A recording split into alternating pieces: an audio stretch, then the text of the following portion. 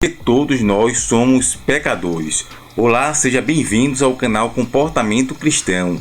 No vídeo de hoje vamos falar sobre um tema essencial para entendermos nossa condição diante de Deus, o pecado original. Porque depois do pecado de Adão e Eva, toda a humanidade se tornou pecadora, significa a morte espiritual. Porque todos nós estamos afastados de Deus e temos uma inclinação natural para o pecado. Vamos explorar essas questões. O que foi o pecado original? O pecado original se refere ao primeiro pecado cometido pela humanidade.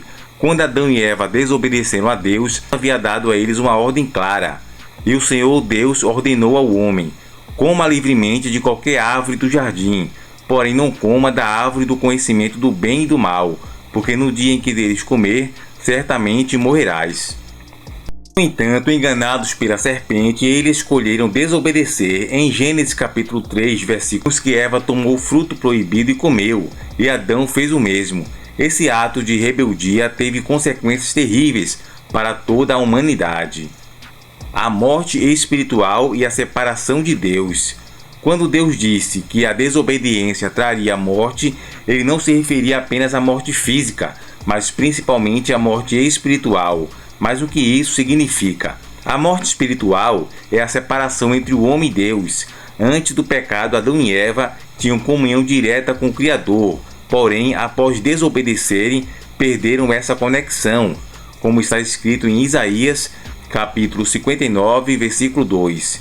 Porém, as vossas iniquidades fazem separação entre vós e o vosso Deus, e os vossos pecados encobrem o rosto de vós para que não ouça.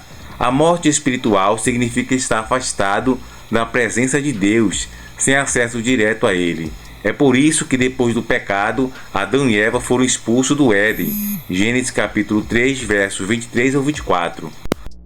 O pecado nos torna incapazes de nos aproximarmos de Deus por nossos próprios méritos. Então, por que todos nós nos tornamos? Talvez você esteja se perguntando: porém, por que o pecado de Adão e Eva afetou toda a humanidade? Por que não nascemos puros e temos a chance de viver sem pecar? Esse é um ótimo questionamento, mas vamos responder. Em Romanos capítulo 5, versículo 12 diz: portanto, da mesma forma como o pecado entrou no mundo por um homem, e pelo pecado a morte, assim também a morte veio a todos, porque todos pecaram. Adão não pecou apenas como um indivíduo, mas como representante. Quando ele caiu, todos caímos com ele. Isso significa que herdamos uma natureza pecaminosa, uma inclinação natural para o erro. Desde